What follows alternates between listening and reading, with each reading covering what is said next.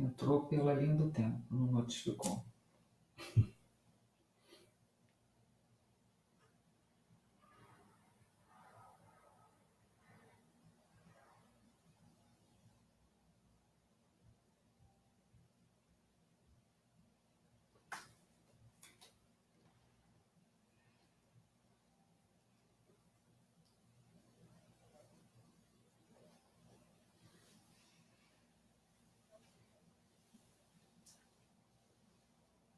Eu acho que o pessoal vai, sai, mas não consegue voltar, né? Como é que é isso?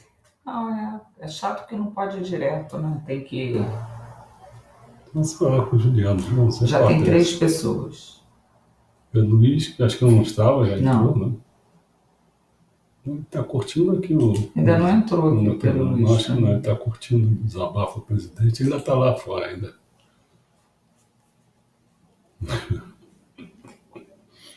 Eu acho que tem que falar com o Juliano para ele não dar um jeito nisso aí. Está muito enrolado isso. Depois a gente pensa, vai começando então. Só contigo? Tem 3 pessoas. Ah, tem? É, porque as pessoas às vezes não dão um oi de novo. Você não sabe nem quem é. Não sei. Bom. Agora só tem um. Vambora. Adelante. Esse negócio é uma loucura, cara. Tinha 3, passou a ter. Você não consegue ir. Sabe que esse negócio de Facebook é muito louco, cara. Não tem um, só tem a Ana, né? Bom, vou fazer uma introdução assim, minha geral.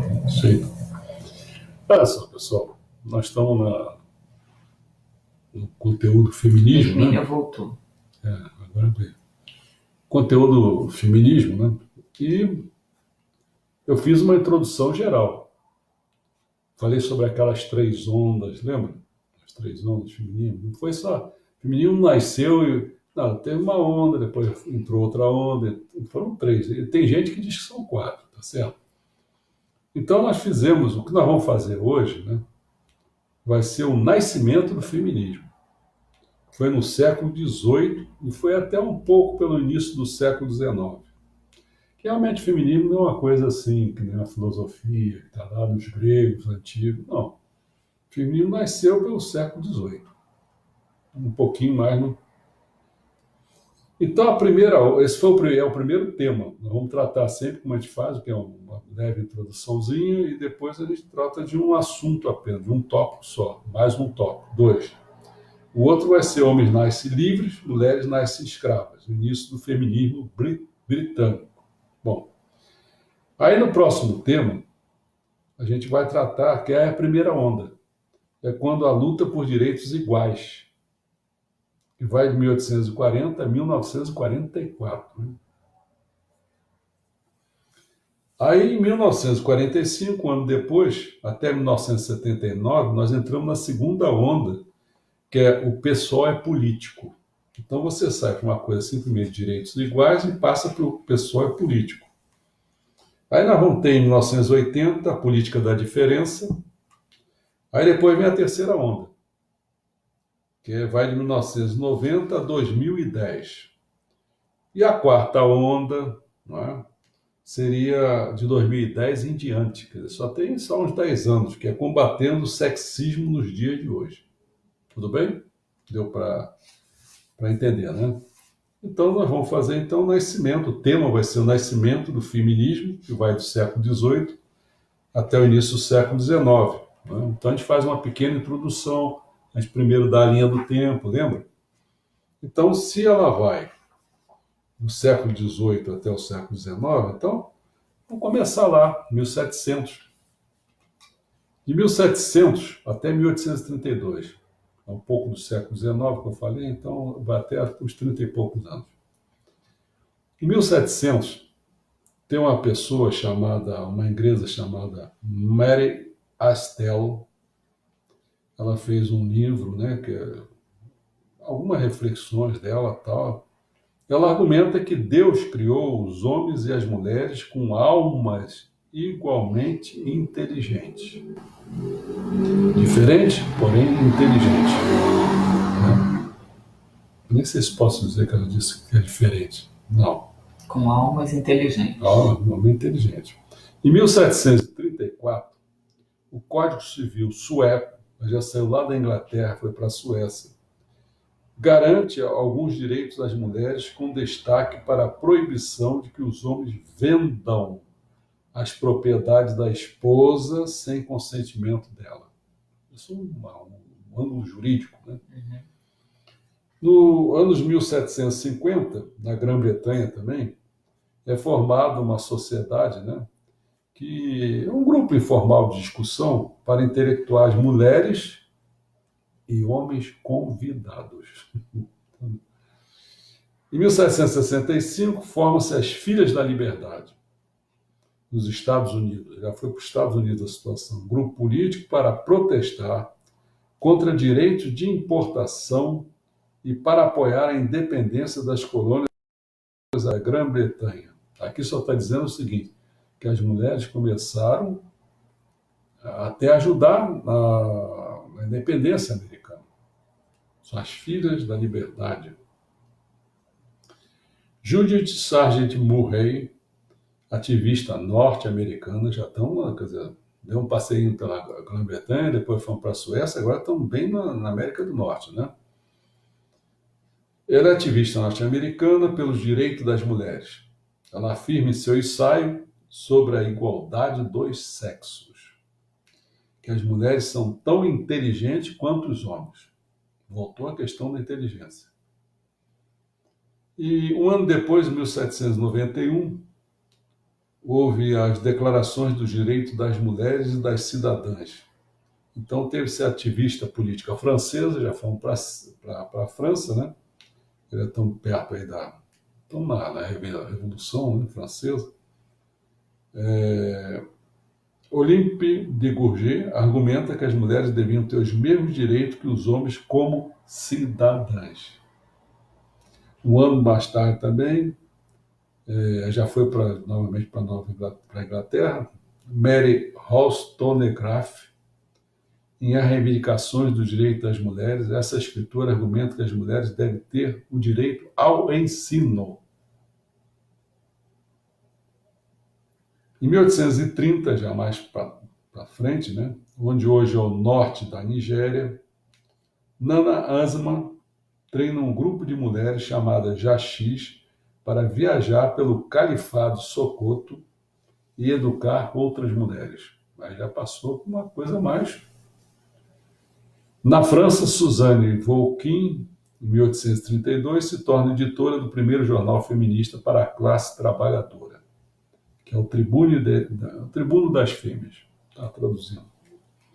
Bom, feita essa linha do tempo, eu teria para dizer o seguinte: a palavra feminismo só se tornou corrente nos anos 1890. Quer dizer, se a gente acaba aqui esse nascimento feminino em 1832, então demorou quase uns 60 anos para vir essa palavra feminismo. Mas as mulheres já expressavam individualmente visões feministas bem antes. Por volta do início do século XVII, mulheres de diferentes partes do mundo estavam definindo e examinando a condição de desigualdade das mulheres e começando a questionar se aquilo era natural e inevitável. Essas mulheres, individual ou coletivamente, investigaram a própria situação através de textos e discussões e começaram a verbalizar suas objeções à posição de subserviência das mulheres e a expressar o desejo por mais direitos e igualdade com os homens. Então vamos dar 2 pontos só. Um deles é da fraqueza à força e novas ideias e revolução. Da fraqueza à força. Nos anos 1700, as mulheres eram vistas como naturalmente inferiores aos homens em nível cultural, social e intelectual. Essa era uma crença antiga e profunda, reforçada pelos ensinamentos da Igreja Católica, que definiam as mulheres como o vaso mais frágil. Estavam sujeitas ao controle dos pais e, caso se casassem, ao dos maridos. Conforme o sexo, às vezes até da própria família do marido, né? Conforme o século avançava, mudanças sociais e tecnológicas começaram a ter influência cada vez mais profunda na vida das mulheres. O crescimento da indústria e do comércio se criou uma ambiciosa classe média emergente, na qual os papéis sociais eram agudamente definidos pelo gênero. A esfera pública do trabalho e da política era vista como unicamente masculina, enquanto as mulheres esperava-se que permanecesse na esfera privada do lar, uma distinção que se tornou cada vez mais arraigada. A tecnologia também transformou a indústria da impressão, levando a um grande aumento da publicação de jornais, panfletos, romances e poesia, e espalhando informação e novas ideias. Isso tudo foi absorvido por mulheres cultas e privilegiadas, e alguma delas, apesar das restrições sociais, passaram a escrever, expressando visões femininas por meio da palavra impressa. Alguns dos primeiros textos femininos surgem na Suécia, como eu falei, né? Em meados do século XVIII. Ali, uma abordagem relativamente liberal dos direitos legais das mulheres permitiu que intelectuais como a editora e jornalista Margaret Moma e a poeta Hedwig Nordenfelt publicassem temas feministas. Embora menos liberal do que a Suécia, a Grã-Bretanha tinha visto a expressão de teorias reconhecidamente feministas no começo dos anos 1700, principalmente através do trabalho de Mary Astell, ao argumentar que Deus tinha feito as mulheres exatamente tão racionais quanto os homens. Astell teve a ousadia de declarar que o papel socialmente inferior das mulheres não era nem determinado por Deus, nem inevitável. Por volta de 1750, na Grã-Bretanha e em outros países europeus, grupos de intelectuais, mulheres, começaram a se reunir em salões literários. Nessas reuniões, as mulheres debatiam literatura e compartilhavam ideias, abrindo espaço para a experiência feminina, para a comunicação e para o encorajamento de mulheres escritoras e pensadoras. Feita-se da fraqueza à força, vou falar sobre novas ideias e revolução. Na Europa e nos Estados Unidos, especificamente, dois eventos políticos, culturais e intelectuais ajudaram a estimular o crescimento e a expansão do feminismo. Um deles foi o quê? O Iluminismo. E as revoluções. Teve o Iluminismo e teve as revoluções norte-americana e a francesa. Então, filósofos do Iluminismo, como os franceses Jean-Jacques Rousseau e Denis Diderot, desafiaram a tirania de sociedades baseadas em privilégios herdados de reis, nobres e igrejas.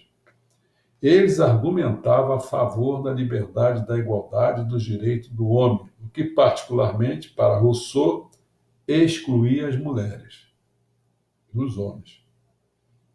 No entanto, as mulheres estavam envolvidas nas revoluções que tornaram os Estados Unidos independentes da Grã-Bretanha em 1783 e que chocaram a França em 1789.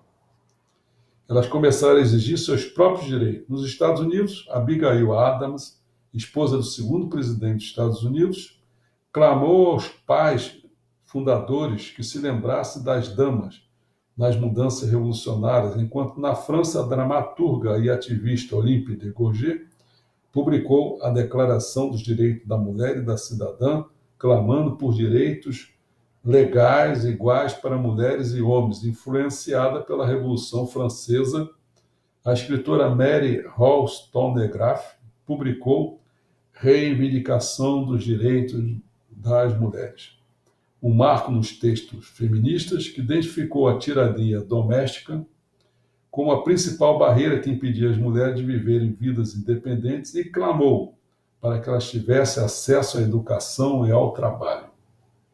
Embora muitas das defensoras dos direitos das mulheres da maior visibilidade fossem das classes privilegiadas, no início do século XIX, mulheres da classe trabalhadora dos Estados Unidos e do Reino Unido estavam se tornando politicamente ativas, em geral dentro dos recém-formados movimentos operários.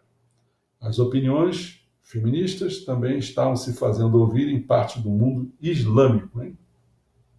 Essas vozes se tornaram muito mais altas conforme o século XIX avançava. Tá? Então, essa foi assim a introdução sobre o nascimento do feminismo, né? Que vai do século XVIII até 1830, se não me engano, né? Por aí. Então, vou fazer aquela coisa chata que muita gente desaparece aí. Não, chocou todo mundo que estava. Ficou todo mundo? Então, olha outra vez, eu vou fechar essa para a gente mostrar que os homens nascem livres, mulheres nascem escravos. Isso é o início do feminismo britânico. Tudo bem? Vou apagar, hein?